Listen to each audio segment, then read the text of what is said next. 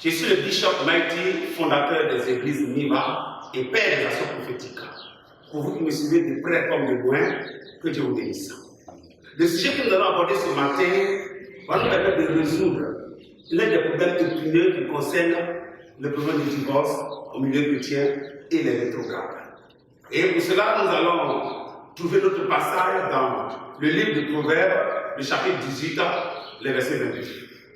Voici ce qui est écrit. Ce passage nous dit que celui qui trouve une femme trouve le bonheur, c'est une grâce qu'il obtient de la part de l'Éternel. Celui qui trouve une femme trouve le bonheur. Qu'est-ce que c'est qu'une femme? La femme, c'est le sexe opposé de l'homme.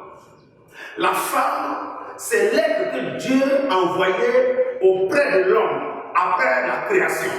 Quand Dieu a voulu créer, quand il devait se reposer, Dieu s'est rendu compte que l'homme avait besoin d'une femme. Pourquoi? Parce que Dieu avait voulu créer la Bible que Dieu se reposa de son œuvre de créateur. Donc Dieu ne pouvait plus créer. Mais pour que la création puisse continuer, alors il fallait donner le pouvoir à un être qu'on appelait la femme, pour pouvoir continuer la création, mais en mode de procréation. C'est-à-dire de l'union de l'homme et de la femme pour que les êtres puissent continuer d'exister. Donc, la femme est l'être que Dieu a créé pour permettre la continuité de la création par la procréation.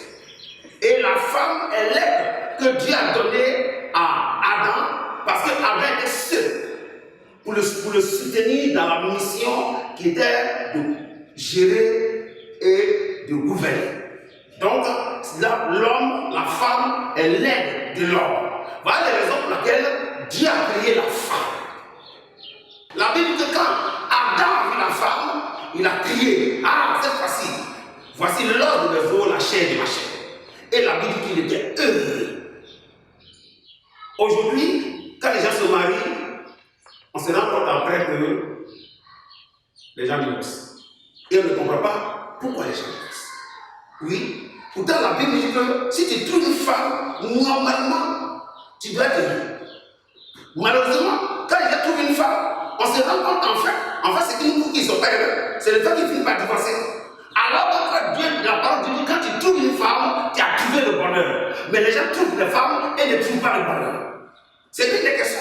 Pourquoi alors le mariage ne produit pas le bonheur? Pourquoi l'homme trouve une femme et il n'est pas heureux? Pourquoi l'homme a une femme et il n'est pas heureux? Alors que la femme devait lui donner le bonheur. Les gens marient aujourd'hui des femmes vraiment de valeur. Les gens marient des femmes de qualité. Les gens marient des femmes qui sont belles. Les gens vont en quête de belles femmes. Aujourd'hui, les gens voyagent, ils vont dans des loteries pour trouver la plus belle femme, pour trouver la femme vertueuse. Et quand ils trouvent la femme, quelques temps après, ils divorcent. Pourquoi? C'est là la question. Donc, je vais vous expliquer d'abord ce que c'est que la femme. Mais je vais vous expliquer aussi ce que le bonheur. La Bible, c'est qu'il trouve une femme, trouve le bonheur. Qu'est-ce que c'est que le bonheur? Le bonheur, c'est le fait d'être grandement satisfait. Grandement satisfait. Donc, quand tu trouves une femme, normalement, tu dois être grandement satisfait. Mais qu'est-ce qu'on constate aujourd'hui? On trouve une femme, on n'est pas grandement satisfait, on est grandement insatisfait, on est grandement malheureux. Et la conséquence finale, le divorce. Pourquoi alors cela? Bien aimé, ce que je voudrais que tu saches aujourd'hui à travers ce passage, ce n'est pas la femme qui donne le bonheur. Quand Dieu dit que celui qui trouve une femme a trouvé le bonheur, ce n'est pas l'être, ce n'est pas la personne de la femme qui va te donner le bonheur. Bien aimé, parce que tu as marié la femme la plus belle. Mais tu vois que tu as la Miss Monde, la Miss de ton village, la Miss de ta région, la Miss de ton pays. Mais tu n'es pas heureux. Pourquoi? Parce que la femme elle-même ne donne pas le bonheur. Mais il y a quelque chose dans la femme qui peut te donner le bonheur. C'est cette chose que les gens ne cherchent pas à découvrir. C'est cette chose que les gens ne cherchent pas à connaître. C'est cette chose que les gens ne cherchent pas à comprendre. Ils se contentent de prendre une femme qui est belle, une femme qui travaille, une femme qui est vertueuse. Ils prennent toutes ces qualités, ils réunissent toutes ces choses et ils n'ont pas trouvé ce qui donne le bonheur dans la femme et finalement ils finissent par le divorce. Ils finissent par se séparer. Parce que la femme elle-même ne rend pas heureux. Bien aimé. C'est aussi le problème même de la chrétienté. Pourquoi aujourd'hui les gens rétrogradent après avoir marché avec le Seigneur pendant des années? Mais bien aimé, c'est que je veux que tu saches. C'est que je veux que tu saches. C'est que le bonheur ne s'obtient pas juste parce qu'on a Jésus-Christ. Le bonheur ne s'obtient pas parce qu'on a accepté Jésus comme son sauveur personnel. plus belle église. Le bonheur ne s'obtient pas parce que tu as Dieu. Parce qu'en vérité, Dieu ne rend pas heureux. Jésus ne rend pas heureux. Ta plus belle église ne peut pas te rendre heureux. La plus belle femme ne rend pas heureux. Parce qu'en fait, bien aimé, tu as accepté Jésus. Tu as eu foi en Jésus. Oui. Tu es devenu enfant de Dieu. Mais pour que tu puisses continuer la vie chrétienne, il y a quelque chose qui va te rendre capable de continuer la vie chrétienne. Bien-aimé, c'est de ça que nous allons parler ce matin. Pourquoi la femme ne peut pas rendre heureux alors que la Bible dit que celui qui trouve une femme a trouvé le bonheur? Pourquoi les gens ont accepté Jésus? Ils ont Jésus dans leur vie et puis ils ne sont pas heureux et puis un matin ils finissent par rétrograder. Pourquoi les gens ont des édifices de grande qualité, ils ont de belles églises et puis à la fin ils finissent par quitter ces églises? Pourquoi les gens ont Dieu et un matin ils abandonnent Dieu, le Créateur, et puis ils s'en vont vers les créatures de Dieu, des fétiches, des objets créés, des dieux créés? Pourquoi? Bien aimé, c'est ce qui est très important ce matin que tu dois savoir. Que tu puisses comprendre le fond de ce problème, la cause de ce problème. Nous allons prendre le passage dans l'évangile selon Matthieu, le chapitre 22, oui, du verset 36 à 40. Voilà ce qui est écrit là-bas. Un jour, un docteur de la loi est venu rencontrer le Seigneur Jésus-Christ et lui poser une question. Il dit, grand maître, quel est le plus grand commandement? Et là, voilà ce qu'il a posé à Jésus. Il dit, quel est le plus grand commandement de la loi? Alors Jésus va lui répondre pour dire, le plus grand commandement, c'est que tu aimeras le Seigneur ton Dieu de tout ton cœur, de toute ton âme et de toute ta pensée. C'est le premier, plus grand commandement. Et voici le second qui lui ressemble, et tu aimeras ton prochain comme toi-même. Tout le problème se trouve là. Bien aimé, les gens ont pris une femme juste parce qu'elle est jolie. Ils ont pris une femme parce qu'elle a un comportement qui est plaît. Ils ont pris une femme parce qu'elle est de l'église. Ils ont pris une femme parce qu'elle a l'argent, pour des raisons diverses. Mais le plus souvent, le vrai problème, c'est qu'ils n'ont pas trouvé l'amour. Bien aimé, ils ont pris une femme, mais n'ont pas aimé cette femme. Parce que la femme ne va pas aimer. Ce qui te rend heureux dans la femme, c'est l'amour que tu vas avoir. Dieu ne peut pas te rendre heureux. Ce qui va te rendre heureux en Dieu, c'est l'amour que tu as pour Dieu. Jésus peut te sauver, mais ne peut pas te rendre heureux. Parce que ce qui va te rendre heureux en Jésus, c'est l'amour que tu as pour lui. Bien aimé, si tu es la plus belle femme que tu n'aimes pas, comment tu peux être? Parce qu'il y a une seule chose qui donne le bonheur. Il n'y en a même pas deux. Une seule chose, c'est l'amour. Donc, si tu as Dieu et que tu ne l'aimes pas, tu ne peux pas t'aimer avec lui. Tu peux avoir les parents les plus puissants, les parents qui sont riches, les parents qui te donnent tout. Mais si tu n'aimes pas ton papa, si tu n'aimes pas ta maman, tu seras dans le beurre, tu seras malheureux. Bien aimé, tu peux avoir la plus belle église, il y a tout dedans. Mais si tu n'aimes pas cette église, tu ne seras pas aimé. Tu peux avoir le pasteur le plus puissant. Les gens vont quitter partout pour venir le rencontrer. Et ils vont voir la solution de leurs problèmes. C'est vrai, ils ont la foi. Mais quand la foi grandit, la foi se transforme en amour. Paul a dit, 3 choses qui demeurent: l'espérance, la foi et l'amour. Mais de ces 3 choses, il y a une qui ne finira jamais, c'est l'amour. Même quand la foi grandit, il finit par devenir l'amour.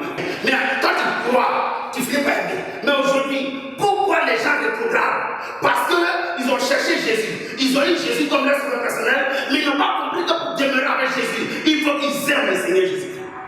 Et le fait de ne pas aimer le Seigneur Jésus-Christ fait qu'en fin de compte, il finit par se sentir malheureux. Puis c'est la seule chose qui donne le bonheur, c'est l'amour. Bien aimé. Souvent, ça soulève des débats sur l'argent. On dit l'argent fait le bonheur. D'autres disent, certains disent l'argent fait le bonheur, d'autres disent l'argent ne fait pas le bonheur. Mais moi, je te pose la question. Est-ce que l'argent donne le bonheur? Moi, si je te réponds, je te dirais simplement non. L'argent ne donne pas le bonheur. Mais pourquoi quand on a l'argent, on est heureux? Mais parce que simplement l'argent te permet d'avoir tout ce que tu aimes. Donc, comme derrière l'argent est caché, c'est que tu aimes, tu peux te donner le bonheur. Alors, quand tu as l'argent, tu es heureux, parce que ça te permet d'obtenir tout ce que tu aimes. Parce que la seule chose qui rend heureux, c'est l'amour. Bien aimé, ce qui rend heureux, c'est l'amour. Tout ce que nous vivons aujourd'hui, c'est basé sur l'amour. Tu veux marcher avec quelqu'un, si tu l'aimes, tu pourras durer avec lui. L'amour est une force, une puissance qui te permet qui sont dans le choix que tu fais. L'amour est une puissance qui te permet de surmonter les obstacles qui peuvent se mettre en toi et ce que tu aimes. Mais quand tu n'as pas d'amour, quand viendront les problèmes, alors tu seras étonné que tu ne pourras pas continuer ta marche. Bien aimé, les gens crient en Dieu, mais n'ont pas appris à aimer Dieu. Les gens crient en Jésus, ils n'ont pas appris à aimer Jésus.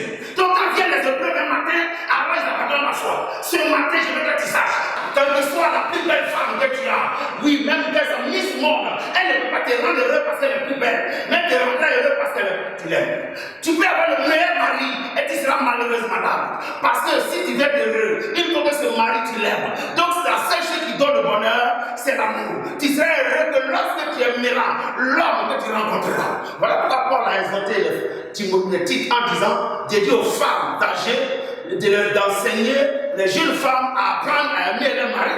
C'est la seule condition pour qu'elles puissent pouvoir rester dans leur foyer. C'est la seule condition pour qu'elles puissent supporter les aléas du foyer. Ce qui rend heureux, c'est l'amour. La preuve, voici ce que Jésus nous dit. Quand le docteur lui a demandé quel est le plus grand commandement, il n'a pas dit le plus grand commandement, c'est d'avoir Dieu. C'est d'accepter Jésus. Il n'a pas dit le plus grand commandement, c'est de voir celui qui vous a envoyé. Non, à savoir Jésus-Christ. Mais il a dit le plus grand commandement, c'est d'aimer Dieu de tout son cœur, de toute sa pensée, de toute sa force. Voilà le plus grand commandement. Et c'est dans l'amour que se cache ce délice qu'on recherche tant. Le bonheur. Et le livre de Psaume nous dit, Psaume 37, verset 4, il dit, fais de l'Éternel tes délices et il te donnera ce que ton cœur désire. C'est-à-dire, fais de l'Éternel ton sujet de bonheur. Ou bien si tu veux, aime le Seigneur pour qu'il soit ton sujet de bonheur. Aime le Seigneur, aime ton Dieu pour qu'il soit ton sujet de délices. Ce que je veux savoir, tu as accepté le Seigneur, mais est-ce que tu l'aimes? Parce que tu as Jésus que tu seras forcément heureux.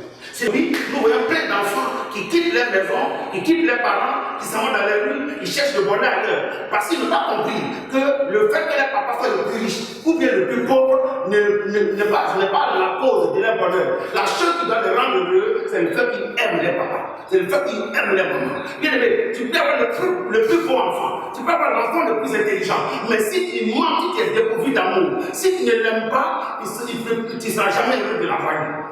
Tu peux avoir l'enfant le plus malade et tu seras heureux de l'avoir. Bien aimé, le bonheur ne dépend pas de ce que tu as, mais ça dépend de ce que tu as. Donc nous allons continuer. Comment maintenant, il y a plusieurs sortes d'amour. Maintenant que nous avons compris que c'est l'amour qui donne le bonheur, mais il faut comprendre que cet amour-là, ce n'est pas n'importe quel amour. Il y a plusieurs formes d'amour. Il y a 3 grandes formes d'amour. Et la première forme d'amour que l'on connaisse, c'est l'amour éros, qui est un amour charnel. Si tu veux comprendre cet amour, va simplement dans Galates chapitre 5, à partir du verset 19. Et tu comprendras ce que c'est que l'amour éros. Ici, Galates 5, verset 19 nous dit, or les œuvres de la chair sont manifestes, ce sont l'impudicité, l'impureté, la dissolution, l'idolâtrie, la magie, l'imitié, les querelles, les jalousies, les animosités, les disputes, les divisions, les sectes, l'envie, l'ivrognerie, les essais de table. Voilà les choses et les choses semblables. Voici les œuvres de la chair qu'on appelle l'amour éros. L'amour éros est égoïste. L'amour éros prend seulement. L'amour éros ne donne pas. L'amour éros ne partage pas. L'amour éros rend égoïste. Tu veux que les autres te rendent heureux. Tu veux que les autres te rendent satisfaction. Tu veux seulement que la personne que tu prétends aimer te rende heureux. C'est-à-dire que fasse tout ce que tu veux pour te donner du plaisir, pour te donner une grande satisfaction, mais toi en retour tu n'aimes pas. Ça c'est éros. Ce genre d'amour ne va pas loin.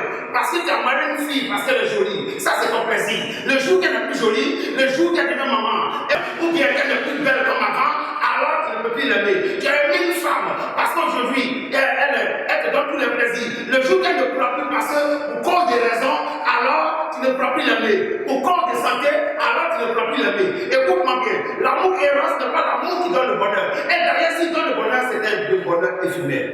C'est un bonheur égoïste. Il n'est pas de Dieu. Ce bonheur n'est pas de Dieu. Le deuxième amour. Le deuxième amour, c'est l'amour filial. Ça, c'est l'amour qui est basé sur l'amitié. Bien aimé, oui, si les expériences partagées, si quelque chose qui vous lie, c'est aussi l'amour familial. Bien aimé, c'est cet amour qui permet au père, à la mère et aux enfants de vivre ensemble comme des amis. Il y a quelque chose qui les lie, c'est qu'ils sont du même sang. Alors ils sont du même sang, alors ils s'aiment. Ça c'est l'amour filial, c'est un amour d'amitié. Jésus dit, je ne vous appelle plus mes serviteurs, je vous appelle mes amis, parce que les serviteurs ne savent pas ce que les maîtres font. Alors que l'ami sait ce que son maître fait. C'est des amis parce qu'ils voulaient aller au-delà de l'amour éros, ils voulaient parler de l'amour filial. Bien aimé, ça c'est l'amour qui unit souvent les hommes, entre eux, les familles, oui, entre eux, mais aussi souvent Dieu et les hommes, parce que Dieu a dit à Abraham qu'il est son ami. il partage tout avec lui. Donc Abraham était l'ami de Dieu, parce qu'il partageait tout avec lui. Bien aimé, l'amour filial est un amour familial, un amour d'amitié. Cet amour doit régner dans l'église, parce que ce qui fait de nous des frères et des sœurs, c'est le sang de Jésus-Christ. Bien aimé, mais il y a un autre amour qui est supérieur, et c'est cet amour que tout le monde doit rechercher. C'est l'amour agapé, l'amour qui donne.